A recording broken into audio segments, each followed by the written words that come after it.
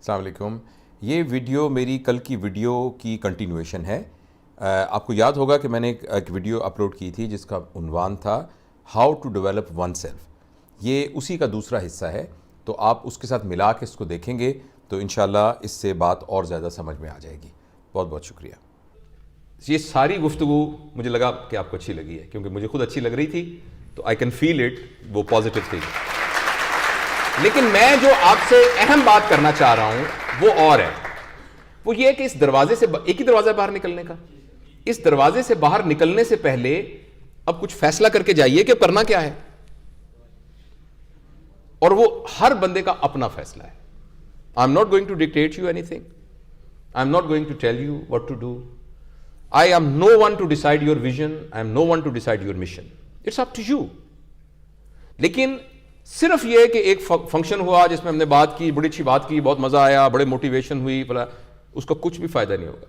Scientific studies ये कहती हैं कि इस किस्म के लेक्चर्स के, वर्कशॉप्स का जो टोटल इफेक्ट है वो 24 आवर टू 48 आवर रहता है, और उसको हम कहते हैं नॉइज लेवल। बोले बोले बोले बोले नॉइज लेवल ये होता है, वाह भाई वाह वाह, भाई बड़ा मजा आया, भाई बड़ा आया, वो हमारे सर हैं, देखो बहुत अच्छा, वो सर, तो this is just noise level. और मेरे अंदर भी नॉइस लेवल रहेगा, यार बड़े अच्छे स्टूडेंट थे, बेहतरीन, सब मेरी तवज्जो से सुनते रहे, बहुत प्यारे बच्चे थे, बहुत सुना, बट से ओनली नॉइस लेवल। इस नॉइस लेवल के बाद अगली चीज है वो है इंक्रीज इन नॉलेज। वो तकरीबन हफ्ता तक रहता है बस। यार कई बातें, अब जैसे ये इन्होंने मिसबा लिख रही थी सारा, तो ये कल जाके देखेंगे, अपने बच्चों को बताएंगे, ये देखें लिखा मैंने, ये नॉलेज लेवल, ये रहेगा तकरीबन हफ्ता। फिर अगली बात है चेंज इन बिहेवियर, कि नहीं यार बात सही थी, गुस्सा मैं क्यों करना है, बात सही है यार, मुझे एक्सरसाइज क्यों नहीं मैं करता यार, यार मैं सोता सारा दिन सोता, मैं क्यों नहीं रात को जल्दी सो जाता, और मैं फिर ताकि नमाज में जमात में पढ़ सकूं और फ्रेश हो सकूं सुबह। वो लेकिन चौथा जो है ना कि क्या, ये तो सब तो ख्यालों में अब तक कि मैं करूंगा भी कि नहीं करूंगा। असल मुआशरे में तब्दीली और आपके करैक्टर बिल्डिंग में तब्दीली आएगी जब आप चौथे लेवल पर जाएंगे। और चौथे लेवल पर जाने के लिए सिर्फ एक रिक्वायरमेंट है, पहला कदम उठाने के लिए आप में से कौन कौन तैयार है, चाहे इसमें से आपको जो भी, थैंक यू वेरी मच, तो जो बातें आप समझते हैं कि वर्थ हैं, उसके लिए अभी से मैंने पहला कदम क्या उठाना है, इस पर डिपेंड करेगा कि इसका कुछ फायदा होगा कि नहीं होगा। Otherwise it is only an intellectual recreation, otherwise it is nothing. तो उसके लिए जो भी रास्ता है वो आप चुनिए, उसका गाइडिंग प्रिंसिपल मैं आपको एक बता देता हूं, आप खुद फैसला करें आपने क्या करना है। गाइडिंग प्रिंसिपल एक है, इंसान के एटीट्यूड दो तरह के होते हैं। एक एटीट्यूड होता है अर्निंग एटीट्यूड, और एक होता है लर्निंग एटीट्यूड। अर्निंग एटीट्यूड होता है कैसे मेरे अंदर इजाफा हो जाए, यानी मेरे पैसे में, मेरी दौलत में, मेरी गाड़ी में, मेरे कपड़ों में, मेरी प्रॉपर्टी में, मेरी अथॉरिटी में। और ये एटीट्यूड हमेशा हमारे अंदर एक कॉम्पिटिटिव सेंस डेवलप करता है, नेगेटिव कॉम्पिटिटिव सेंस, जिसके नतीजे में हमारे अंदर एक जेलसी डेवलप होती है। अगर मैंने इनसे बेहतर अपना कुछ देख लिया, मेरी छोटी गाड़ी की निस्बत एक बड़ी गाड़ी वाला आ गया, तो एकदम मेरे जो है ना सीने में एक तूफान मचेगा। और दूसरा है लर्निंग एटीट्यूड। लर्निंग एटीट्यूड हमेशा उन लोगों का होता है जो रिसीविंग एंड पे नहीं होते, वो गिविंग एंड के अंदर होते हैं। अर्निंग वाले हमेशा, अर्निंग का मतलब सिर्फ पैसे नहीं है, तुम मुझे तवज्जो दो, तुम मुझे इग्नोर करते हो, तुम मेरा फोन नहीं उठाते, तुमने मुझे मैसेज नहीं किया, तुमने मुझे कॉल नहीं की, तुम्हें मेरे साथ हमदर्दी नहीं है, तुम मेरा ख्याल नहीं रखते, हाँ मुझे हमदर्दी दो, मैं भिखारी हूं खुदा के लिए, मुझे मोहब्बत दो, मुझे प्यार दो। क्यों भाई, आप फकीर हैं कोई, आप फकीर हैं, मुझे मोहब्बत दो, मुझे दो, मुझे प्यार दो, मुझे हमदर्दी दो, मुझे रिकग्निशन दो, मुझे तवज्जो दो, मुझे इग्नोर करते हो, राइट? ये सारा का सारा, और ये कभी भी आपको खुशी नहीं दे सकेगा, because it is only and only, ये एक अर्निंग एटीट्यूड है, ये भिखारियों वाला एटीट्यूड है। आप इसको शिफ्ट करके देने वाले एटीट्यूड में तब्दील हो जाइए कि यार मैंने लोगों का ख्याल रखना है, कोई बात नहीं, मैंने उसको केयर देनी है, मैंने उसके जज्बात का ख्याल रखना है, मैंने उसके एहसासात का ख्याल रखना है, मैंने उसके फिजिकल नीड्स का ख्याल रखना है, मैंने उसकी इमोशनल नीड्स का ख्याल रखना है। जो ही हम इस एटीट्यूड से, यानी मांगने वाले हाथ से इस वाले हाथ में आ जाते हैं, इमीडिएटली हमारा टोटल पैराडाइम चेंज होना शुरू हो जाता है। हमें कभी गुस्सा ही नहीं आता, हमें कोई शिकायत ही नहीं होती। भाई अगर ये मेरा ख्याल रखता था तो इसका मेरे ऊपर एहसान था, ये अगर मेरा ख्याल नहीं रख रहा तो इसकी जिम्मेदारी नहीं है, मेरी अपनी जिम्मेदारी है। इसने मुझे इग्नोर नहीं किया, मेरी जिम्मेदारी है।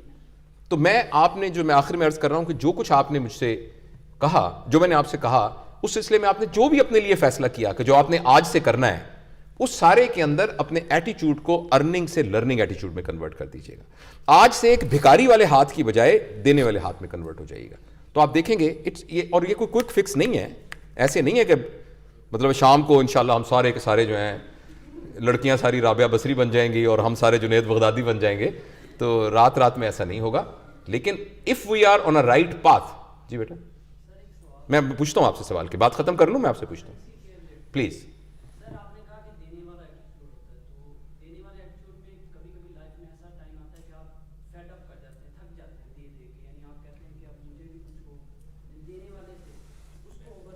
तो रुक जाएं, फिर थोड़ी देर ना दें, जस्ट टेक अ रेस्ट। भाई जब आप थक गए हैं तो आप देना बंद कर दें, फिर जब आपके पास फिर दिल बड़ा हो जाए फिर देना शुरू कर दें। तो बहुत आसान है। देखिए जिंदगी, देखो मेरा बेटा, जिंदगी ब्लैक एंड व्हाइट नहीं है। जिंदगी बड़ी कलरफुल है, बहुत कलरफुल है। अब हमारे अपने ऊपर डिपेंड करता है कि इन कलर्स को इस तरीके से अरेंज करके और एक आतिशफशां बन जाए, and we become a volcano, जो अपने लिए भी डिस्ट्रक्शन क्रिएट करे, औरों के लिए भी डिस्ट्रक्शन क्रिएट करे। और ये हमारे बस में है कि इन्हीं रंगों को इस तरह से अरेंज करके रेनबो बन जाए, जो अपने लिए भी प्लेजर क्रिएट करे और सबके लिए प्लेजर क्रिएट करे। इन्होंने कहा है कि being human we are resistant to change. तो ये बात किसने कही थी पहले दफा से, पता है आपको? ये सेगमेंट फ्राइड ने कही थी। उसने कहा था कि इंसान जो है वो चेंज को रेजिस्ट करता है, ये बात कही थी, और ये बात बिल्कुल सही है। अब मैं लाहौर गया था कल, तो हालांकि बड़ा जबरदस्त गेस्ट हाउस था जहां मैं ठहरा था। I am sure that bed was better than my bed, लेकिन मुझे नींद नहीं आई। वो इसलिए कि वो मेरा बेड नहीं था। आप अपने बेड को चेंज करें तो आपको नींद नहीं आती, आप टॉयलेट दूसरा यूज करें तो आप उसको प्रॉपर यूज नहीं कर सकते। ये बात आपकी बिल्कुल, इसको तवज्जो से सुनिएगा इस बात को। लेकिन जहां उसने ये कहा ना कि इंसान चेंज को रेजिस्टेंट है, उसने दूसरी बात यह की कि हर इंसान लालची है। अगर आप किसी को चेंज करना चाहें और अपने आप को भी चेंज करना चाहें, अगर आप उसके साथ एक लालच को अटैच कर देंगे तो चेंज आसान हो जाएगी। अलबत्ता लालच का लेवल वेरी कर सकता है। कोई शख्स पैसे पर लालची हो सकता है, कोई एप्रिसिएशन पर लालची हो सकता है, कोई अथॉरिटी पर लालची हो सकता है, कोई ग्रेटिट्यूड पर लालची हो सकता है, कोई इस बात पर लालची हो सकता है कि इसके बदले में मुझे जन्नत मिलेगी। अब यह डिपेंड करता है कि उस बंदे का स्पिरिचुअल लेवल कितना है।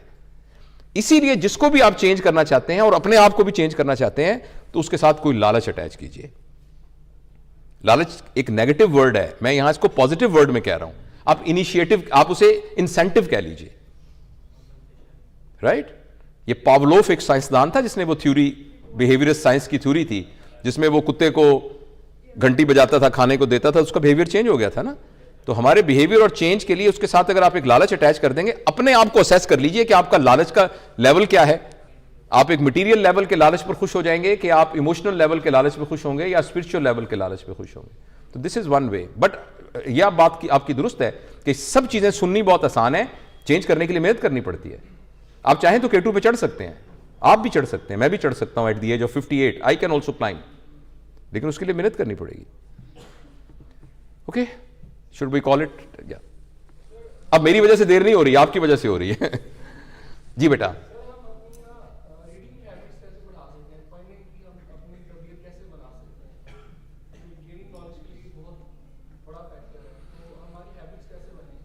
सही है।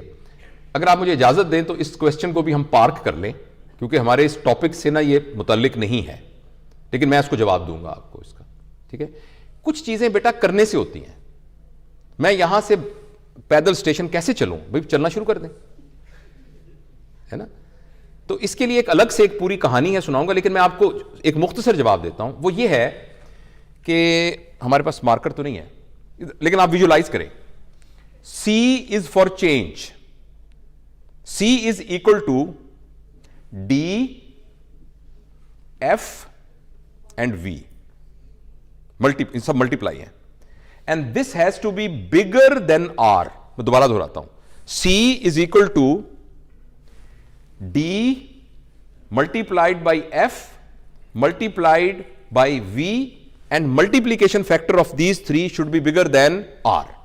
C is change. आप एक चेंज करना चाह रहे हैं ना. D is dissatisfaction. D is आप मौजूदा हालात में डिससेटिस्फाइड होंगे तो अगला लेंगे. अल्लाह का शुक्र है, मुझे तो कोई तकलीफ ही नहीं है, मुझे तो कोई प्रॉब्लम ही नहीं है, मैं ना भी पढ़ूं मैं पास हो जाता हूं, मेरा तो कोई मसला ही कोई नहीं है, ना पढ़ने की कोई जरूरत ही नहीं है मुझे. तो फिर तो आप चेंज नहीं होंगे. आप समझ रहे हैं. और डी के बाद दूसरी चीज है F. F is first step. Change के लिए पहला कदम उठाना. आपने वजन कम करना है. अच्छा यार, आज मैं इंशाल्लाह शुरू करता हूं वॉक. ये जॉगर मैंने ले लिए, अब मैं आज शुरू करता हूं. First step. And V is vision. और ये तीनों का मल्टीप्लीकेशन फैक्टर जो है, it should be bigger than resistance for that. लिहाजा अगर आप किताबें पढ़ने, कोई भी किताबों को छोड़िए, कोई भी आदत डालना चाहते हैं ना, सबसे पहले अपने दिल में उसके बारे में डिससेटिस्फैक्शन क्रिएट करें. And I am sure you have already created dissatisfaction, क्योंकि आपने ये पूछा है, तो इसका मतलब आपको लग रहा है ना कि यार मैं क्यों नहीं पढ़ता किताबें. अब आप पहला स्टेप शुरू कीजिए. पहला स्टेप उठाने में हमेशा दिक्कत होती है. कभी आप ना रोज ही 10 बजे उठते हैं, जब पहली दफा उठेंगे फजर की नमाज में बड़ी दिक्कत होगी. तो फर्स्ट स्टेप ये होगा मेरी तरफ से कि जो आपकी सबसे मरगूब तरीन किताब है, जो आपको लगता है कि यार हो ही नहीं सकता मैं ना पढ़ूं, आज आधा घंटा बैठ के पढ़िए और कल से टाइम बढ़ाना शुरू कर दीजिए. तो ये फर्स्ट स्टेप. और फिर दूसरा है कि क्लियर प्लान भी रखें, आपने क्या पढ़ना है, क्यों पढ़ना है, कितनी देर पढ़ना है और ये पढ़ना है.